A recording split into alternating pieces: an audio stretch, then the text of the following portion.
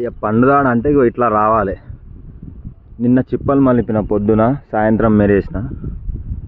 ఇప్పటికైతే మంచిగా మడ్డి పట్టింది. మీరు చూసుకోవచ్చు ఏ విధంగా మడ్డి పట్టిందో. ఇట్లా వచ్చిందంటే కళ్ళు కూడా మంచిగా పెరుగుతుంది. అయితే ఇట్లా రావాలంటే మనం ఏం చేయాలంటే కత్తి మంచి షార్ప్ మీద ఉండాలి. ఇట్లా షార్ప్ మామూలుగా గీస్తాం కదా, అట్లా గీసినప్పుడు కత్తి మైల అనేది గోలకంటుంది. ఎప్పుడు అట్లా అంటొద్దంటే కొంచెం ఒక చిన్న టెక్నిక్ ఉంటుంది గీసేది. మనం కామన్గా ఇట్లా గీస్తాం కదా, ఇట్లా గీయాలి.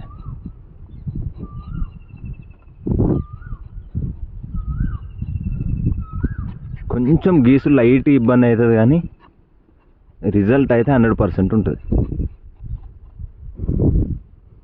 ఇంతే సరిపోతుంది. బాగా ఎక్కువ గీయాలని కూడా ఏం లేదు. కాకపోతే ఒక పలుకు తేలిపోయేదాకా కొంచెం నీట్గా మీరు వేసుకోవాలి. ఇక్కడ మైలు ఉందా, ఇట్లా కనిపిస్తున్నా చూడు, ఇట్లా అంటనియొద్దు గోలకి. గోల అనేది ఎంత తెల్లగా ఉంటే కళ్ళ అనేది అంత మంచిగా పడుతుంది. ఈ విధంగా గీసుకోవాలి. ఒక చిప్ప మెరేసిన అప్పటికే ఉట్టుడు స్టార్ట్ అయింది.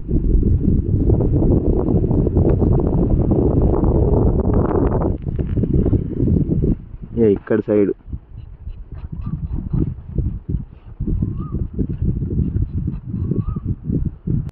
సింపుల్గా మనం ఎంత కూల్ ఉండి ఓపికతోని తాడు వస్తుంది అన్న ఉద్దేశంతో గీస్తామో ఆ చెట్టు ఖచ్చితంగా వస్తుంది. ఇక భయం మీద వస్తుందో రాదో పండుదాడ అనుకుంటే అది ఇబ్బంది పెడుతుంది అన్నట్టు. ఉట్టడాన్ని మీరు చూసుకోవచ్చు. ఇక వస్తుంది చిన్న చిన్న ఆశ ఉట్టియానికి అట్లా చిన్నగా వస్తుంది. ఈ సుక్క ఒక 10 రోజుల తర్వాత ఎంత స్పీడ్గా పడుతుందో అది ఎక్కేటోళ్ళు అందరూ తెలిసే ఉంటుంది. ఈ విధంగానైతే పండుదాడు గీసుకోవాలి. 2 సైడ్లకు గీసిన కొంచెం స్పీడ్ అయింది ఉట్టుడు. ఇప్పటికైతే ఇక పలుకు తేలిపోయినాక ఈ ఆకులు ఇవేం కట్టాల్సిన అవసరం లేదు. మా సైడ్ అంటే జర ఆకులు కడతాం, కానీ ఈసారి నేనేం పెద్దగా ఏం కట్టలేదు. కాకపోతే కొన్ని చెట్లకు తాటికమ్మ కట్టిన. ఆ తాటికమ్మ కూడా పలుకు తేలిపోయిందంటే అవసరం లేదు, ఇక అట్లా పడేయడమే. ఇక దీంతో పని అయిపోయింది అన్నట్టు. డైరెక్ట్ లొట్టి కట్టుకోవాలి ఇక.